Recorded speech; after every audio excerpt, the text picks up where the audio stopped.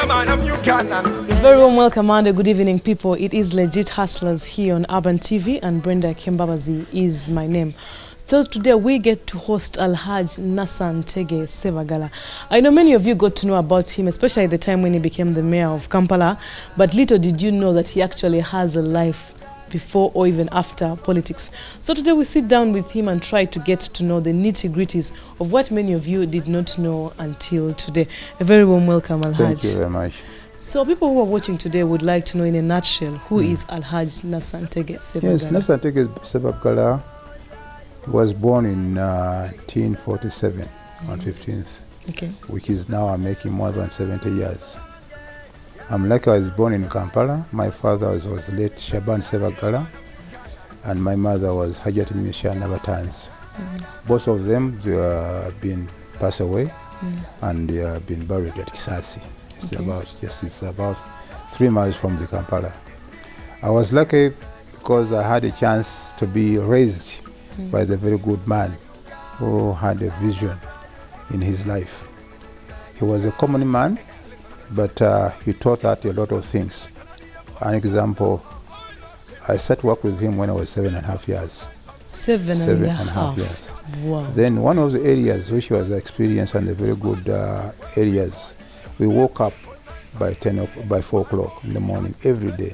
At 7 years? Yes. Whether it's rain, whether it's what, because I had a store at Nakasero. Nakasero at that time was the mall, which is the biggest market in Uganda, because most of them, people who went to buy things there, was the European and Asians. And the small Ugandan who had the standard of the, who had been from outside of the country, they came back to work here. So they need to be, when you work with them, you need to have hardworking. Therefore, we need to work hard in the morning. We prepare his store. He left me around when he was shopping around. Then after 7, he allowed me to go to school. Because some of them, they say that if you should start by 7.5 years, did you go to school or not? Yes, I went to school, but this is what he has been doing. For him to do that, he said that yes, academics they are there, but also you should be put you in the way I think you could be sustain yourself in your life. So I'm happy because I want to inform you that I get my 50 cents when I was 8 years. That was my first money which I've been used, I work with it and then I get it. I disturb a lot of my mom because every time I want to see my money, until when he prepared for me a small box, he went for the carpentry, he prepared a small box where I put that money. Actually, from that box, it gave me a lot of chances because whatever money I put on that box. I remember very well when they opened the box, I think I had about 3 shillings. That was a lot of money at that particular time. That is about how much now if you were to compare it to the currency we have? Today you can say that maybe it's about 300 shillings, 300,000 shillings. 300,000 shillings. Yeah, but this was a lot of money. I can imagine. Yes. So from there, I went to study. I was in Chibuli Demonstration School. I went in the primary. Then after primary, I went in year 1 and year 2. What was that? Was that secondary? What we have as secondary yes, today? The system at that time was different from which is going around now today. Because when you're in year 2, then you are intend to go in senior 1 or senior 4, senior 1, senior 2, senior 3, senior 4. Then what we call O level. But instead, for me, I never got on that area. So I went for the course straight away. That was the year 3. Year 3, they give you what they call incentive of the vocation kind of training. Then I went for this business area. I get a certificate. Very good chance when I get a certificate, I get a job in dairy corporation. This was my first job. That was in 1969. So what were you working as at the dairy corporation? Yes, when I went to dairy, we are the founder of the dairy corporation. Before independence, we used to get milk from Kenya. They call it Kenya cream, something like that. Then eventually the Swedish government or second Soviet countries, They say that, look, you have more grasses than Kenya. Why don't you start have your farm? Then we are the founder of that farm. Then when they elected me, I became the salesman for the milk. Then after 6 months, they sent me to Kabete for the further study. When I came back, I took the position of the sales manager for the whole Uganda. Then give me chance to move around of the Ugandans. So that is how we've been starting.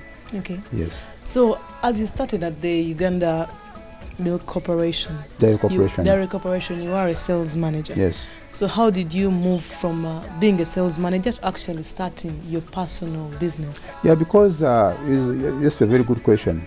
Being that I've been used to work myself, and then when I look at it, how much money did I give? I collect for the Dairy Corporation, and I thought if I do my business, I could earn more.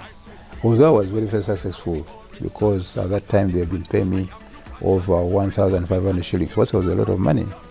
And my boss, the vice president, John Babiha, his salary was only 600, but the privilege which he had was more than me. And so that is, you can compare the salary. So I think it was a good money. But when I think on my way, if I do my business, I think I can earn more. What I want, why should I go for the Dairy Corporation? At least to have initial starting and background, to know if you work in the government and yourself, what is the difference? So I started my own business. I think this was in 1971, where I opened a business, my own. Eventually, chase away the Asian. I was lucky. I was among of those who have been allocated the shop. This was on the Kampala Road, plot number 30, where is now Cairo Bank. International Bank. International Bank. That's where is my shop. Okay. They always call it New Fabricano. This was one of the best shops, maybe in East Africa, because we used to have the modern clothes, shoes, and so on and so forth. We are the first people who to import that's what we call these bongo shoes. That's a high heel. We were initiating for the man who was, because that time was OAU. Then the man, the president called that bongo, was a very short man, and it came when he wears a certain kind of shoes. So that is, everybody was admire. Then we are the first people to import it in town. Okay. Yes. But from what we know, batugamba nti go wasoko kuvuga emmotoka e automatic, go wasoko kubeera ne supermarket, go wasoko kubeera ne forex bureau. Tell us about that experience. Yes, abotwala mu mbeera ya bulijjo badde nkola nnyo. Kyanyamba nti olwokuba nalina obumanyirivu mu busobozi. Nafuna sente nga nkyali mwana muto. So kyampa omukisa okulaba nti mba n'ebimu ku bintu ebisinga obulungi okusikiriza ne bavubuka bannange basobola okwenyigira okulaba nga nabo bakola, basobola okutuuka wentuuse. Kuba baali bamanyi background yange. Nava mu katale, nava Kisaasi, banzalira mu nnyumba ya ssubi. Yes. So ebyo byonna ng'oyagala okubalaga nti n'oba ovudde wansi osobola okuba ng'okola ki otuuka waggulu. Ng'Omwamerika bw'agamba nti bayinza okuzaala mu ghetto n'ogenda n'obeera waggulu, ate gwe bazaalidde waggulu n'adda mu ghetto. Yes. Yes. Indeed, that shows that people can actually come from grass to grace. Yes. So tell us about actually maintaining those businesses, especially in the time when Uganda had just gained her independence. Yes. We had a chance. As I mentioned to you, that is, I work with one of the biggest market. Those who are the international people have been international people, the Asians, the high class, say like DCs, the governors, they've been bought on that, they're buying that thing from our store. I had a chance to be rated with such a kind of people. Then I learned a lot, the way how they're doing business. One of them is saving. So that is helped me a lot to make sure that is at least whatever I'm doing, I save. Then how do you relate it with the customers? Okwatagana otya n'aba customers. Kyanyamba kinene nnyo. Abayindi bagenda okugenda, abazungu bagenda okugenda. At least nga ffe tuliwo abalina ku experience. Ddala ate bwe batakola kyabala gino batafuna. Okay. Yes. So how did you actually maintain those businesses that you did not start initially? Because I can imagine when the Asians were sent out of Uganda by Idi Amin, you got to have some businesses to your name. Yes. So how did you manage to actually grow those businesses? Yes, as I mentioned, that because of that experience which I had from Asians, because I used to relate with Asians, because we have been born to in town, so most of my friends, they are Venetians. Then I had to go to their business and see how they work it out. And I learned a lot from their fathers, because whatever how they have been educated, you must go and work on behind of the business. So that's why I say that is the Asian business. They are growing, they are not dying because of the family involved. So it makes me good chances to learn from them. Okay. Yes. So can you try to compare for us the business in those, like in the 60s and 70s, as compared to what business is today in Kampala? Yes, business the 70s, those olwaleero zaali straightforward. Timwalimu ate magendo, timwalimu kyonna kyonna. Yes. Naye nga kikuyamba purchasing power yaliwo eri. Nga omuntu wa sente zikusasula bakwadde sente ngezo, zo sente ziba zivaamu. Obutafaananga olwaleero. Kankuwa ekyokulabirako. Uganda agenda gatenda kwefuga. Dola yali egula singi 7. Netwefuga negula singi 7. Amin najja n'avaako egula singi 7. Akati you can imagine nti sente zaali stable. Nga buli kyokola kivaamu amagoba era nga kikuwa kyoyagala kyokola ki ofune. Olwaleero tafaana olwaleero. Dola olwaleero tuyinza kumanya bweneebeera. Omuntu aleeta n'asobola olwaleero akedde ku ssene bweziti. N'omunsolo kusene bwe guti ojjo singa frustration y'embeera ekyuka. So yenjawulo ekola ki eyaliwo mu kiseera ekyo. Bwe olaba nti twakola nnyo abaaliwo mu biseera ebyo ebintu ebirina value, kubanga buli kimu kye twakolanga kyalinganga bukiba mu value yakyo nga bw'oba okikoze. Yes. So when Museveni came into power, there was a kind of inflation. Yes. If you had 3,000, they removed 2 zeros to make it 300. Yeah. So how did all of you business people, manage to grow through that inflation? I think that was the biggest blunder you have never seen in this country. Yes, we don't mind to devalue the money. Japan, they devalued their money.